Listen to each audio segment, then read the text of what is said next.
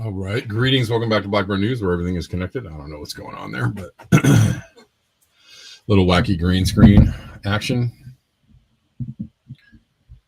Who knows? Mostly it's what it's supposed to look like. I don't know. What do you think? Does that look good to you? Something like this. Okay, there we go.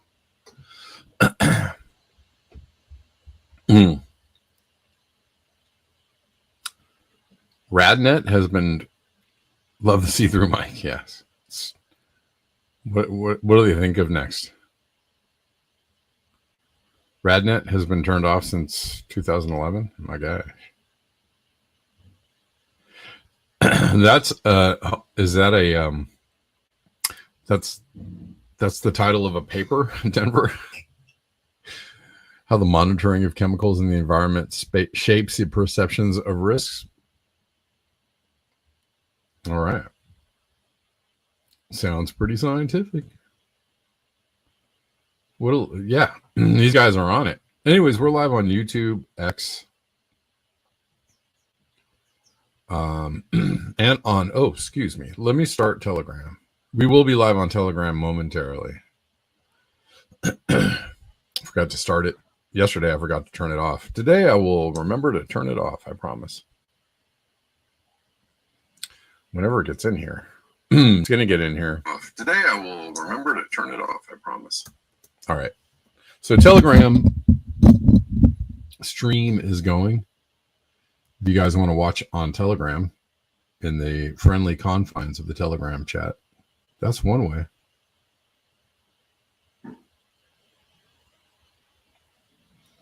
Yeah, if you don't monitor it, then there's no problem. Right? Isn't that how that works? Kind of like if you stop funding the Mauna Loa Observatory, or stop funding weather monitoring, or anybody monitoring what's going on with climate change or the like. Well, then there's no problem. We haven't seen anything out of the ordinary. Don't know what you're talking about.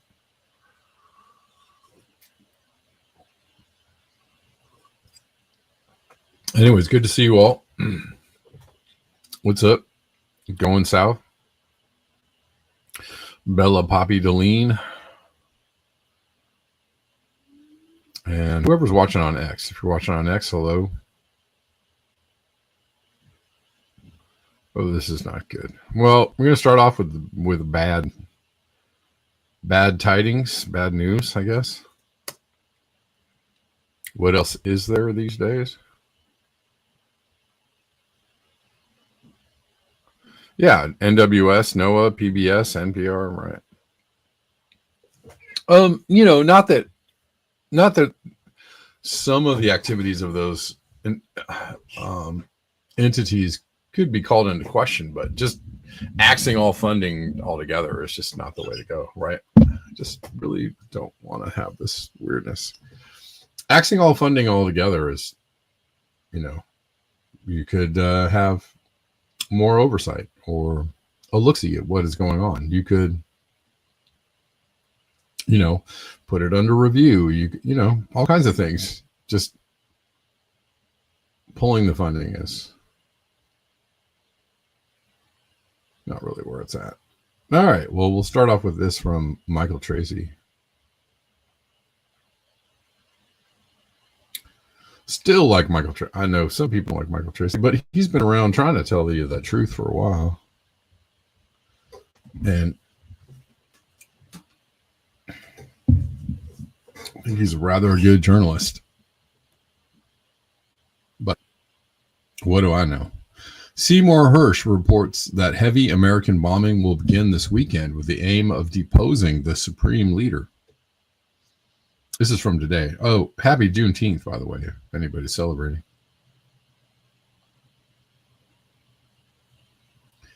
The White House has signed off on an all-out bombing campaign in Iran, Hersh writes. Hersh your mouth.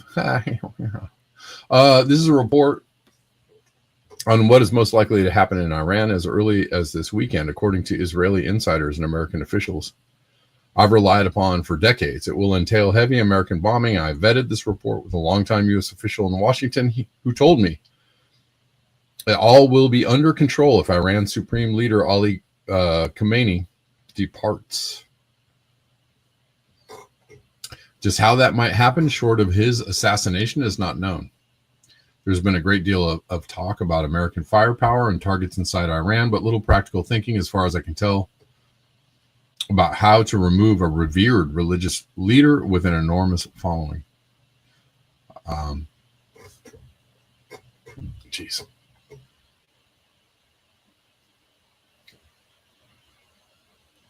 I have been told that the White House has signed off on an all-out bombing campaign in Iran, but the ultimate targets, the centrifuges buried at least 8 meters below the surface at Fordow, will, as of this writing, not be struck until the weekend.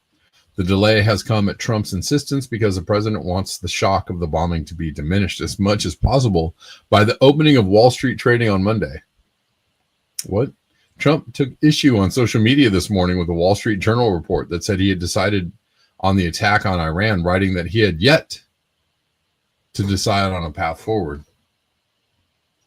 And this seems to be their playbook right now is misdirection.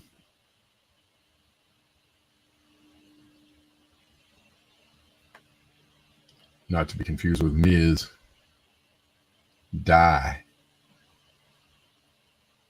Direction. Sorry. All right.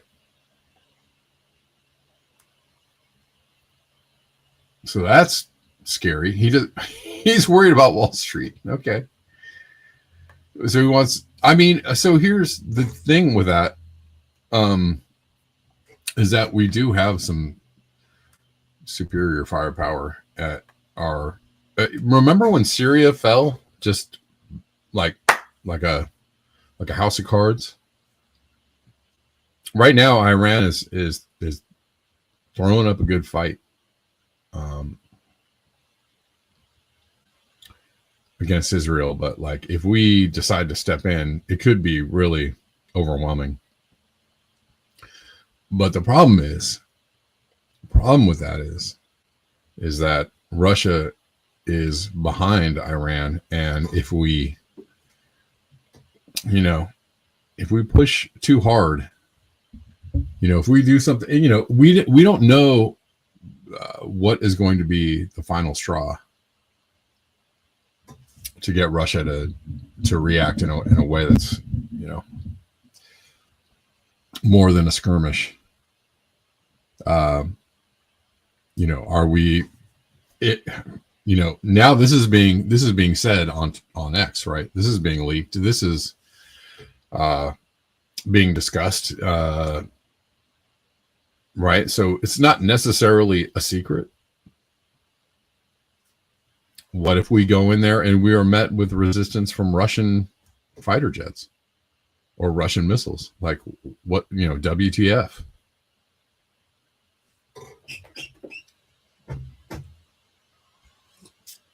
So there's a lot of hubris involved in the idea that we're just going to stomp in there. Could we do that? Sure. If there's no resistance, right? Like, we totally could just go in and stomp out what we think we need to stomp out and kill Khomeini, and I don't know what. I don't know what happens after that. I'm not really sure what. Then what? Do Israeli tanks roll in to do? Who takes control there? I'm not really sure what the plan is for after that. You're leaving. It's like Iraq, and you're leaving just a big power vacuum, but which is,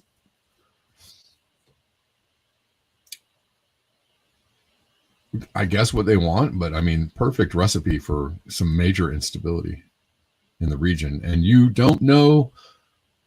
The blowback is something that I think that they really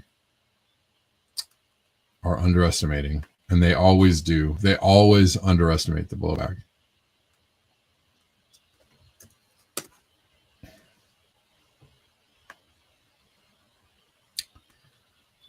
To our detriment, right?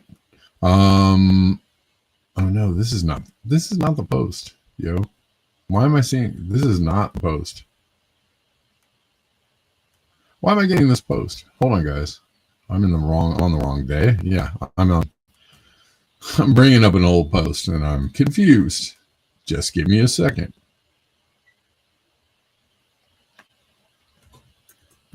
All right.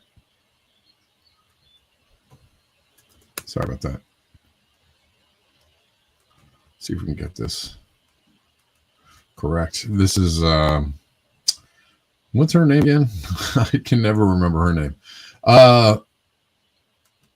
White House spokesperson. Trump on U.S. military action against Iran. I will make my decision whether or not to go within the next 2 weeks. He's saying 2 weeks. He's going to think about it for 2 weeks. Again, I believe this is obviously misdirection. Regarding the ongoing situation in Iran, I know there has been a lot of speculation amongst all of you in the media regarding the president's decision-making and whether or not the United States will be directly involved.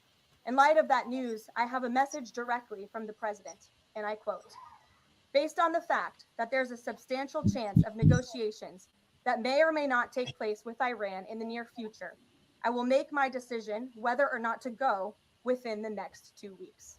That's a quote directly from the president for all of you today. So we'll kick it off for questions here in our new media seat. So he's playing coy. He's doing a lot of misdirects and a lot of we haven't decided anything yet.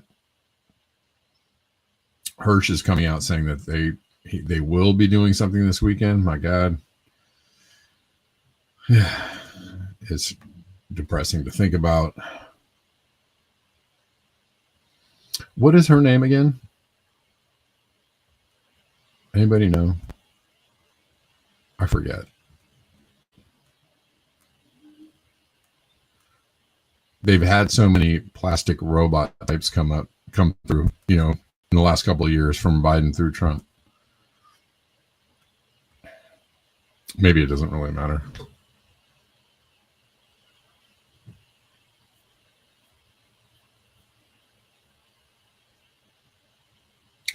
I forget. Crackhead Barbie sounds good. Works for me. Uh,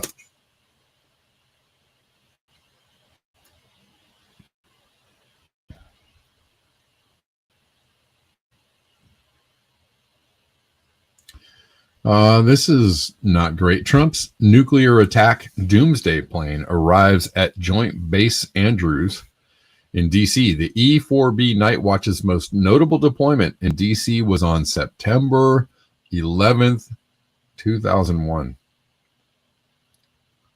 Oh boy. That is not great news. And this apparently this is from Newsweek, so I don't really, no major shade to Disclosed TV, but I don't see them as a super reputable source of news. But okay, I mean, but I always feel like I need to check this. Apparently, though, I guess the AI summary says so. The deployment of the Doomsday plane coincides with the reports that President Donald Trump is considering airstrikes on Iran's nuclear facilities. The E-4B, a command center for military operations, can withstand nuclear blasts and EMP pulses. Sorry you guys are not seeing this. Let me make sure you're seeing this. I apologize.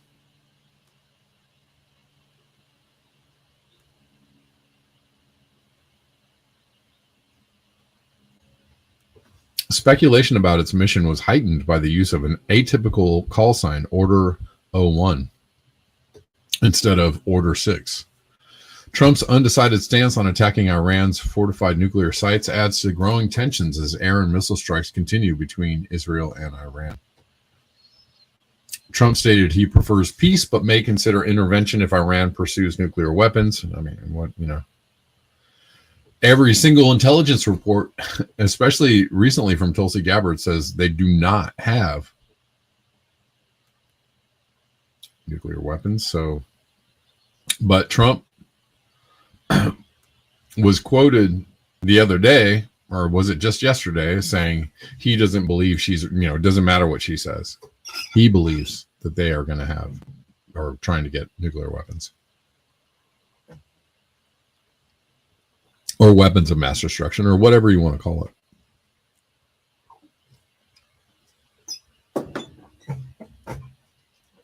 The same playbook, different decade, 2 decades later.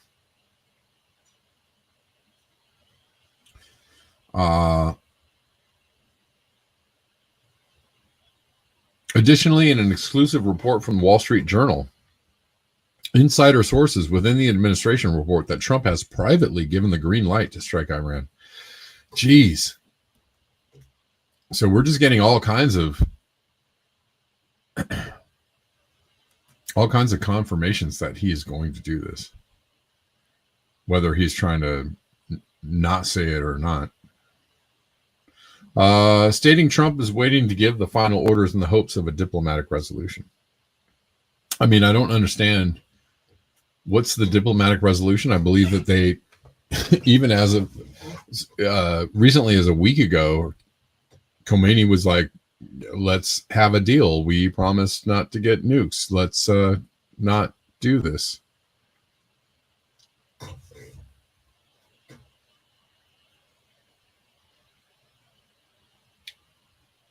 And then Trump got real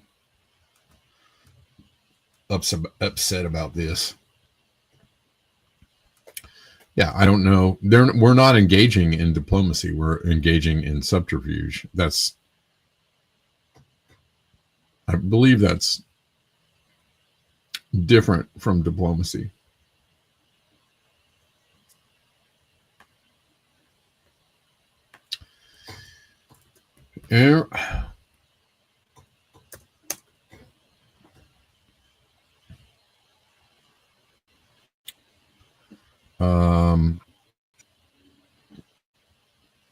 Al Udeid Air Base, one of America's biggest military strongholds, is completely empty. New satellite images show it.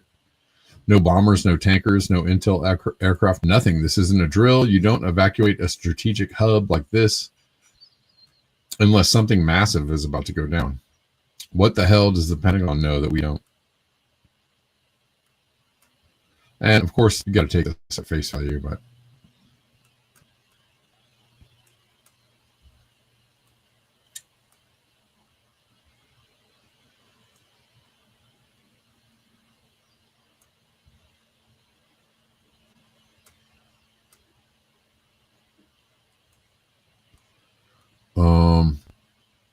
someone adds, this is not routine repositioning. Al Udeid is CENTCOM's crown jewel in the Gulf. A full withdrawal isn't tactical, it's preemptive. There are only 3 categories of triggers that justify vanishing a forward operations base of this magnitude. 1, anticipated strike risk. Either Iran or its proxies are believed to be targeting U.S. assets in the region. Emptying Al Udeid removes high-value targets from the kill box. The intelligence behind this must be serious, possibly from SIGINT. Intercepts or satellite tracking of missile staging. 2, strategic repositioning before major U.S. action. 3, covert diplomatic collapse. What it is not, this is not a drill, this is not theater, this is not business as usual. All right. And then they're also talking about Iran, being able to shut down a lot of the, where is this post that I really wanted to, Iran being able to shut down a lot of the oil trade in the area, and that would greatly impact, life as we know it. Here we go. Monero Money has this post.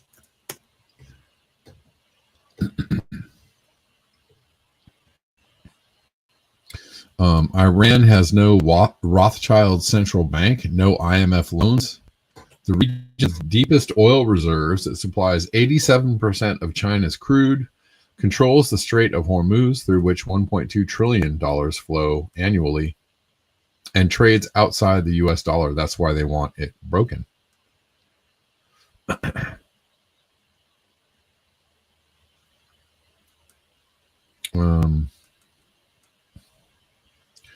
Bitcoin Bill. Fact checking this. What's true? No Rothschild central bank. No IMF loans. Correct.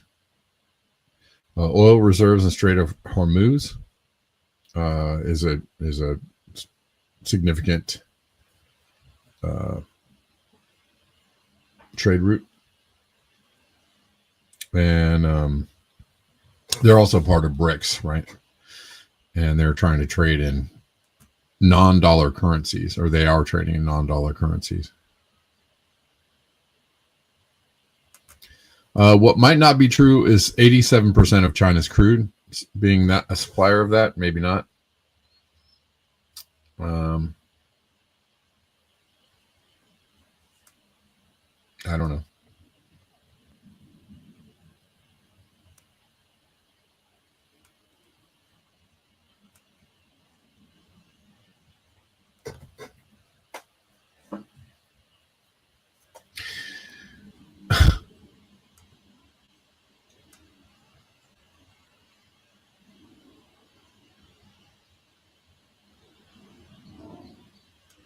All right.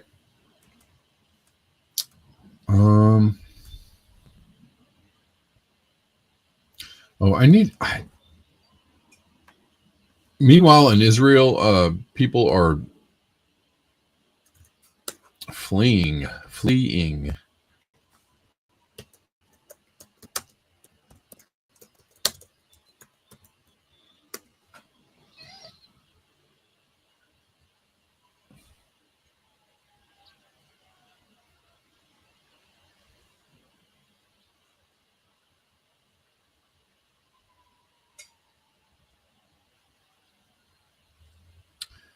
This from Max Blumenthal. The baby killer flotilla has set sail. Following Netanyahu's decision to ban Israelis from flying abroad, because he wants to hold people hostage and use them as human shields.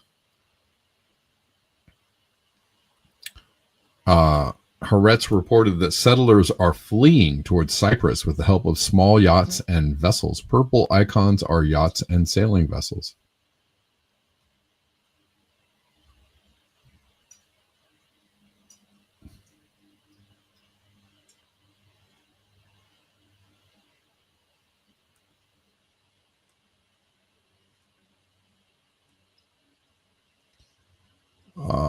Where is...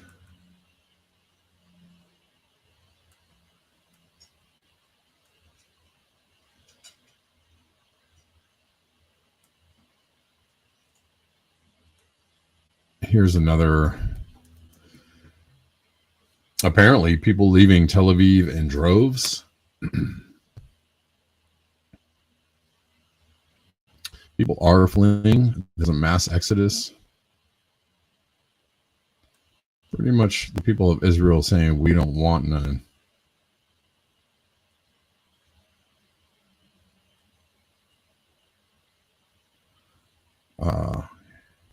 Here. I mean, people are not allowed to fly out. But I don't know if this is, this may or may not be. This is not. Okay, this is not a correct video. Sorry about that. I didn't think so when I first saw it. And then they just put a community post on it. So, all right. My bad. My bad on that one. I had a feeling, though, that was a little hinky.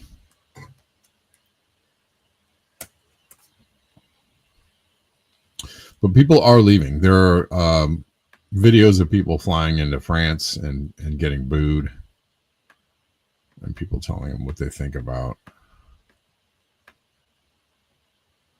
their current or former support for what's going on.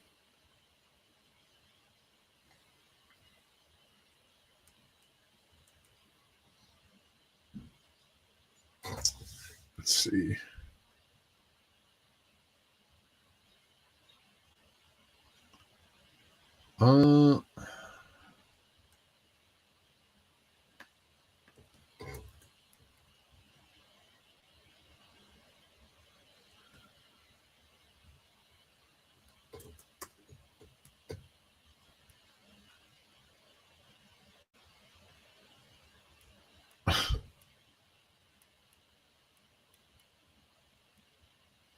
Yes, I did see that going south. I saw the Israeli passengers landing in Paris. You want to watch it? Should we?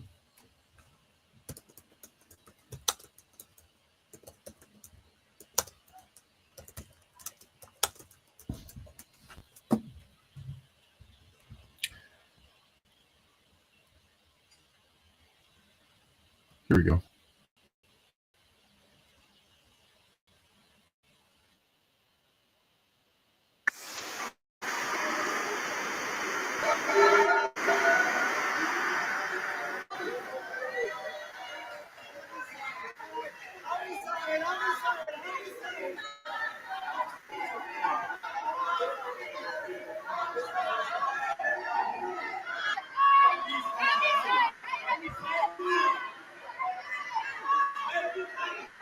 Ooh.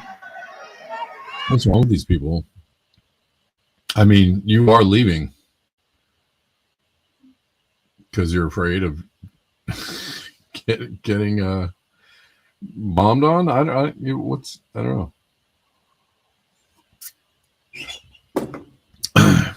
Yeah, we're kicking ass, but we're also fleeing with their tails between our legs.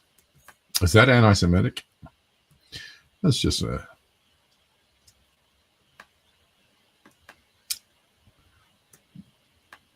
it's a reference to the saying about dogs scurrying away with their tails between their legs. That's not anti-Semitic, but if you want to judge it as so, maybe. I don't know. What are they saying? They're like, yeah, people are booing as they're coming into the airport. And they're like, yes, Israel number one. Even though we're leaving, even though we're getting out of here, we're escaping. Israel number one. It seems a little weird. I probably want to keep my head down if I were them.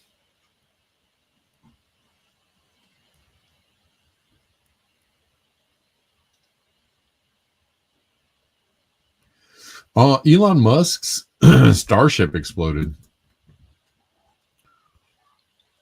What a goober. Where are we?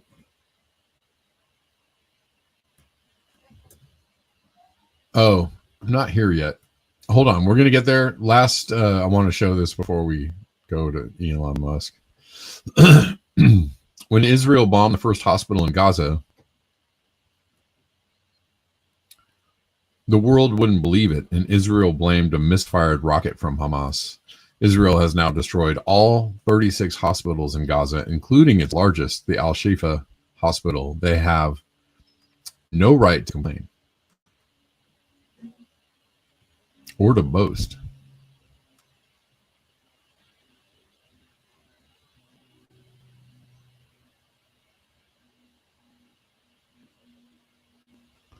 All right.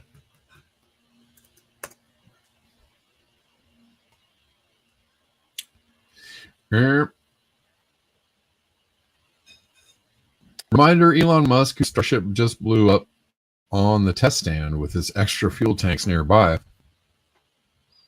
was allowed for 30 years to lie about his training in science. He started lying in 1995, kept lying, and suffered no consequences, but physics itself has consequences. Yeah, probably. I mean, even the other day when they... Whoa! Whoa! What? That's No! How many starships have exploded? I'm, you know, Oh, call me God. skeptical, but It appears there has been a Ship row. 36 just blew up. Yeah, probably. I mean, even the other day when they... Whoa! Whoa! this is not a good track record to build your future travel to Mars on. I would not want to be a candidate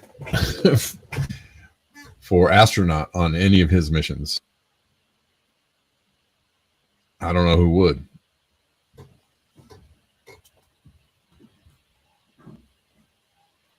Because this dude's failure rate is really high.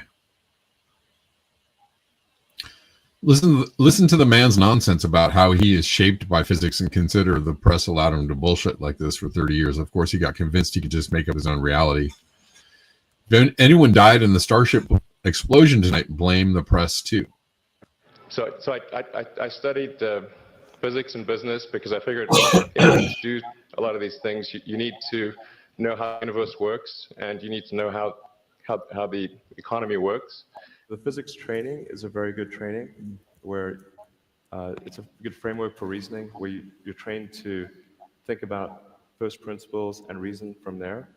And that means boiling things down to the most fundamental truths and then connecting those truths in a way to try to understand how reality is. Because, you know, physics has this problem where they're trying to figure out things that are totally counterintuitive. And so they had to have a framework for getting there. Like quantum mechanics is incredibly counterintuitive, but it's true. And so so physics developed a framework for figuring out things that aren't obvious. And that's why I think it's a lot of advice, but it's the right framework.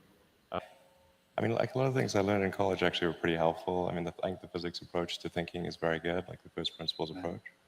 And you applied that broadly? Yeah, applying the first principles approach is, I think, a good way to figure out counterintuitive situations. Okay. In 2022, I did a 69-tweet thread on Elon's fake Astro Boy genius image, hoping to ward off what was coming. Elon helping to overthrow democracy. What you see on the launch pad tonight, launch pad, That's what he is doing now to U.S. science, to our country, exploding it.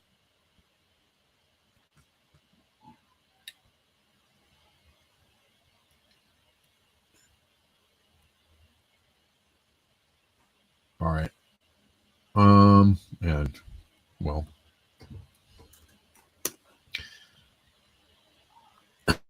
let's just watch another image of this exploding. This is pretty exploding. This image.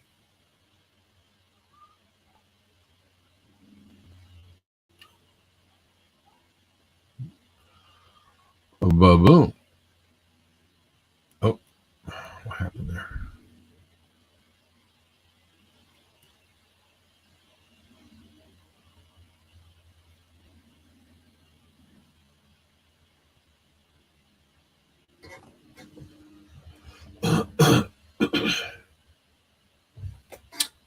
Anyways, whoops.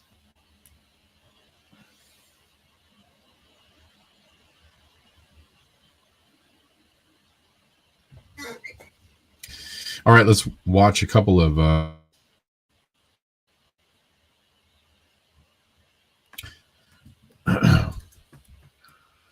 different things.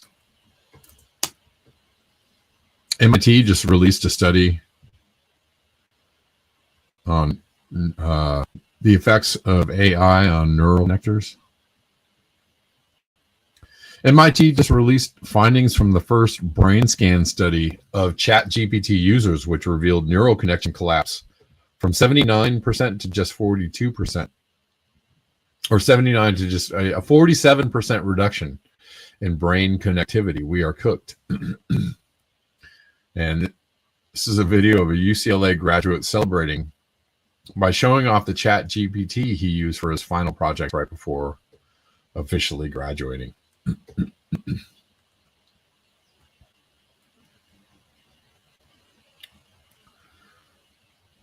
Here's a couple of scary ads, mock ads that are going around that people, well, the authorities have issues with these, but scary, entertaining, I don't know. Scary. Both the White House and the RNCC have lashed out at the creators of this ad. It must have struck a nerve. Maybe they don't like being outed as fascists. Let's watch this. I had a really good time today. Yeah, me too. I really look. She's coming with us. What are you talking about? Who are you? I'm your Republican congressman. Now that we're in charge, we're rounding up illegals. She was born here. She's a citizen. I don't care. She looks like one of them. But don't worry. When she's in prison in El Salvador, she'll have lots of company. Creepy. The homegrowns are next is the quote. Which Donald Trump. I had a really good time today. Yeah, me too. I really. Sorry. I mean, that's literally what's happening. So I don't, I'm sure they have a problem with it, with an ad that shows literally what's happening to people.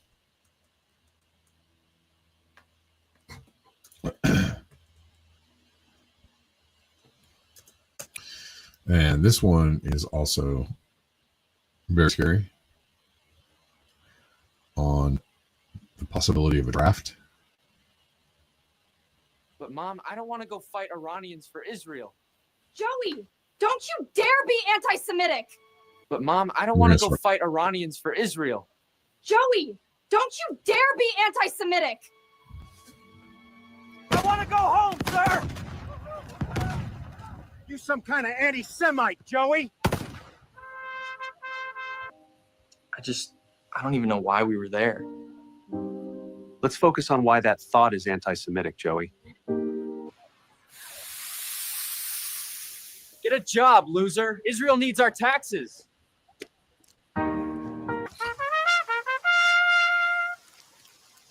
But I'm not even dead.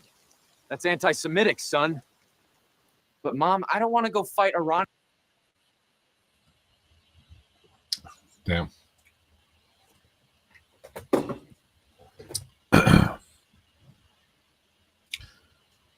Sounds about right. Let's listen to this lady who is going to tell it to you raw. She's going to give it to you raw. But what she says is the true things. And I appreciate it. Israelis have is the fucking audacity. You've infiltrated every aspect of American society. You've infiltrated our government. You've bought our politicians. You control our legislation. You funnel billions and billions of dollars, possibly trillions, from the American people on a yearly basis so that you can get free healthcare and go fucking brutalize, terrorize, and genocide people in Palestine. Then run away to your real homes in Europe and New York, New Jersey, wherever the fuck you're actually fucking from, and go live your lives. Go live your lives like you didn't just fucking murder children. Now you pieces of fucking scum are on every single major news channel because you own the media too, because you fucking infiltrated that too. Now you're on every single fucking news station playing victim. They want to kill all the nobody fucking cares that you're Jewish. Nobody cares. They want to kill Israelis because you're fucking murderous, genocidal pieces of shit. All right. And you have no business in modern civilized society. You are the scum of the earth. They want to kill you. They don't want to kill Jews. They don't care about your religion. Nobody fucking cares about your religion. Nobody cares. We care that you're murdering people. We care that you just unprovoked fucking threw a missile at Iran and are now on all of the news channels playing fucking victim, begging America to come fight your fucking war for you. Again, by the way, don't think we don't fucking know about 9/11. I am so fucking sick of these people. They are the absolute scum of the earth. Get the fuck off my news. Stop trying to convince us to fight your fucking war. And Lord knows, with this fucking ass clown as president, we're probably going to go. We're probably going to fucking go to war. Probably going to go fucking war while Americans are literally struggling to survive. We are in so much debt. We can't afford housing. We can't afford food. But let's send billions to fucking help Israel. These fucking scumbags that don't deserve the fucking dirt on the bottom of my shoe. Dang. Strong words. But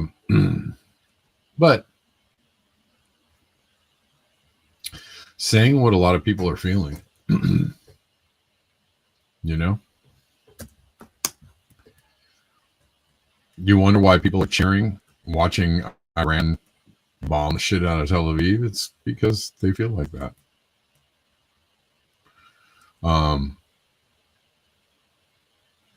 A rare high elevation tornado hit near Pikes Peak in Colorado on June 17th. The tornado was near Divide, Colorado, at an elevation of 9,000 feet and leveled hundreds of trees. This is the third tornado on Pikes Peak in how many years? Think tornadoes can't happen in the mountains? Think again. Storm chaser Eric Kelly captured widespread tree damage this week over Divide, Colorado, over 9,000 feet above sea level after what's likely a tornado ripped through the forest. If confirmed, this would be the third tornado in just 3 years near Pikes Peak, one of the highest mountains in the U.S. Last year, an EF1 tornado with 100-mile-per-hour winds knocked down hundreds of trees just north of Cripple Creek. And in 2023, another EF1 crossed the Pikes Peak Highway. Experts say these rare events may have gone unnoticed in the past, but with cell phones and drones rolling, we're seeing what the mountains have been hiding. Think tornadoes can't happen in the mountains? Think again. Storm chaser Eric Kelly captured widespread. Or maybe storms are happening where they aren't supposed to be happening, or are, you know, incredibly rare. But if you have the 3 tornadoes in 3 years in a row, then not so rare anymore. There's signs of environmental chaos in Mexico as another huge hurricane is hitting Oaxaca. Huge waves crashing onto the main beach in Puerto Escondido as the coast of Oaxaca braces for the arrival of Category 4 Hurricane Eric.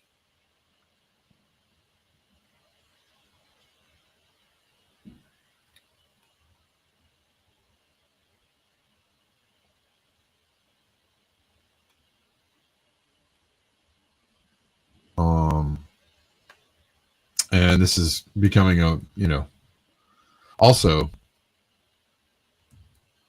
increasingly more common, especially on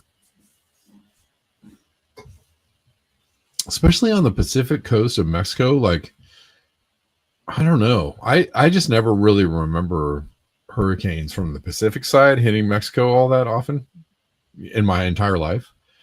And there's been like 3 or 4 like gigantic ones in the last couple of years hitting that side of Mexico. So definitely something is different. Something is different, because that, in my memory, which spans almost 60 years, I don't really remember that being a thing that was like, I don't remember it being a thing. Hurricane Eric did all the terrible things, rapidly strengthening 80 miles per hour in just 24 hours, a rate almost unheard of for June, to a 145 mile per hour category 4. It struck Mexico's Pacific side as the earliest major landfall on record by over 2 months.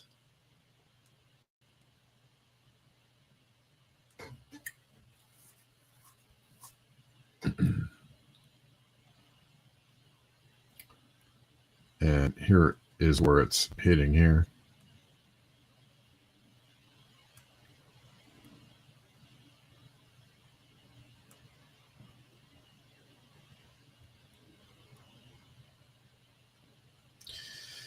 Guys, if you like the show, if you want to support the show, if you want the show to continue coming to you for free 9 to 9 Monday through Friday,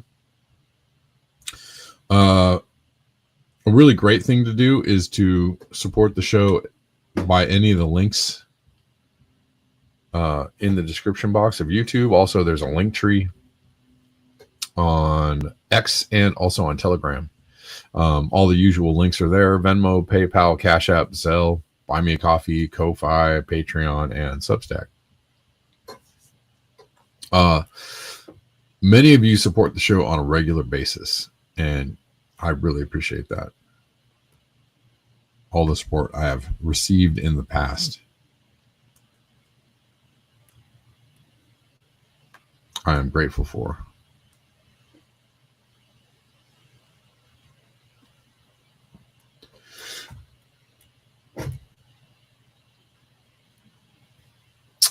Paul Beckwith has done a video talking about increasing phenoms, as has Jim Massa. Yeah.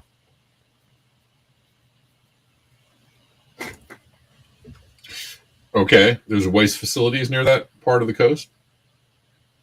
Delene?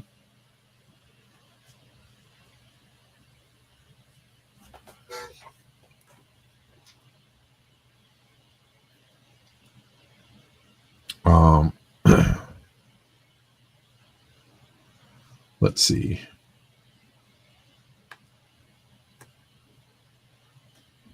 Here's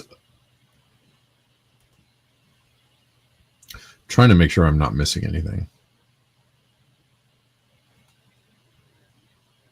Here's a post by 7Cs, who is very contrarian and likes to question a lot of things, but I enjoy his work. And he brings something to my attention and everyone else's attention. Iran is nothing like Syria? Well, no. I don't think so. However, I don't, hard to know which way it's going to play out.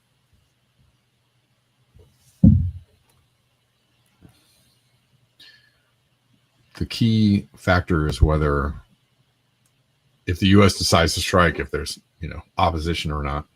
And that, by opposition, I mean from someone else other than Iran.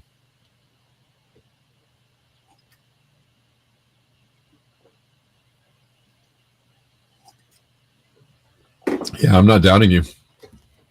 I'm not doubting you. Many O's, 1-1. Not doubting you at all. I agree with you. So there's that.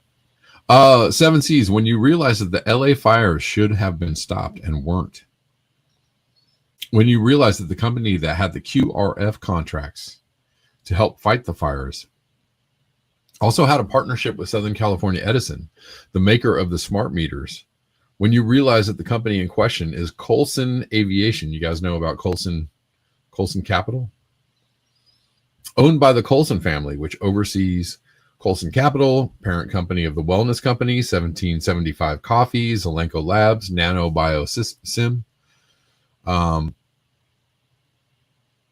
Anyways, these were the ones operating the firefighting planes in the area.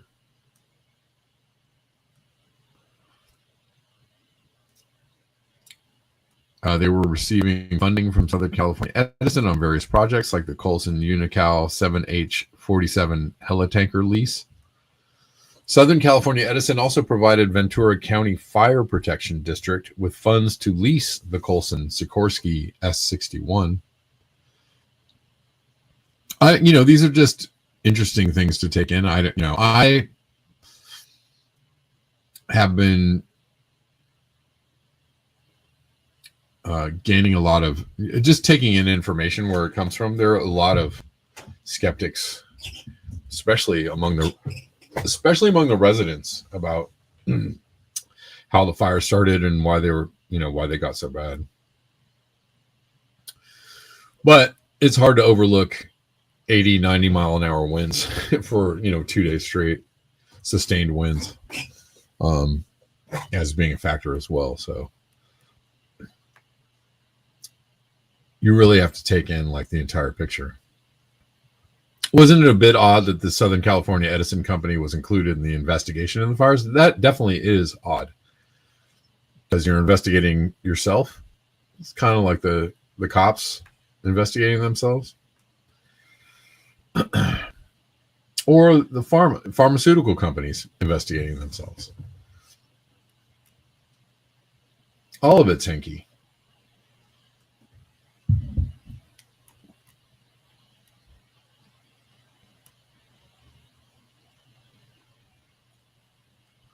A few years ago, Southern California Edison had to settle a $550 million penalty for their involvement in multiple wildfires in 2017 and 18, which resulted in the destruction of 85,000 acres, damaged and destroyed nearly 3,000 structures, and caused 5 fatalities. And that's completely disregarding the DARPA connections through Peter Galuli, who's part of the Wellness Company, and Anita Goel, Nano Biosim. All this is completely disregarding ties to David Lopez from Eric Prince's Blackwater. And right before the LA fires, this is also true and correct.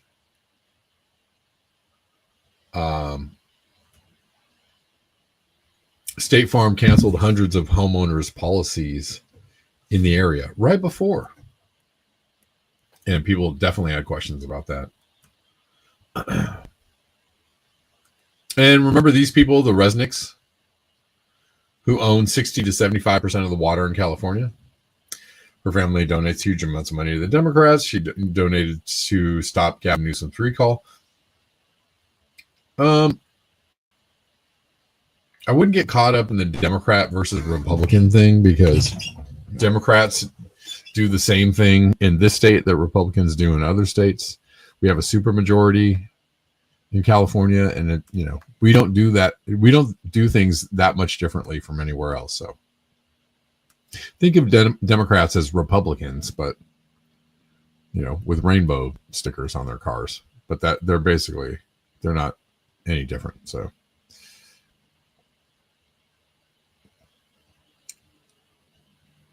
if there were a Republican governor, there would be the same scams going on. There would be the same homeless money laundering going on. There'd be the same things going on. No different.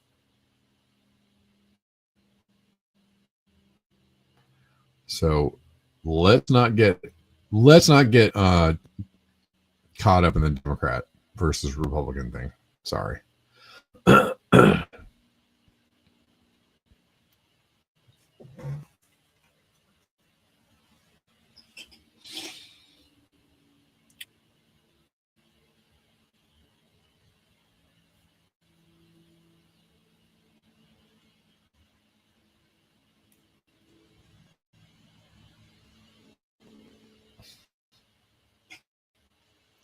guess the Resnicks are tied to the Aspen Institute. So,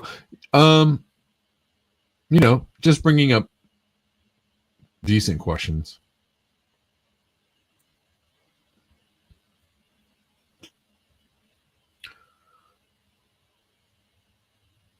And the financial ties of all these people involved is, raises some eyebrows. Don't it?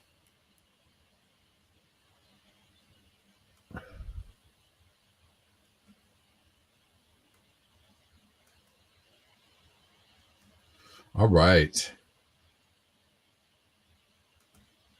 All right, guys, that about does it for me. I think I've covered everything that I had to cover today. And don't know if I have anybody to thank. Appreciate you spending an hour with me, this particular hour with me every day.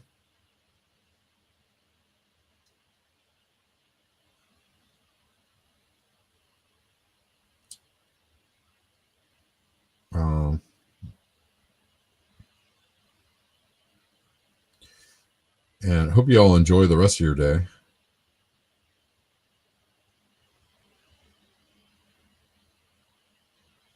As I will try and do some things like play some music. All right. Thanks, guys. I'll see you tomorrow. Let's see. Tomorrow. Yes, I'll see you tomorrow at 12 p.m. Pacific, the regular time.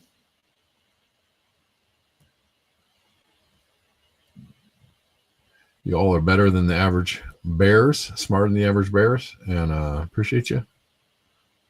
And until next time, peace.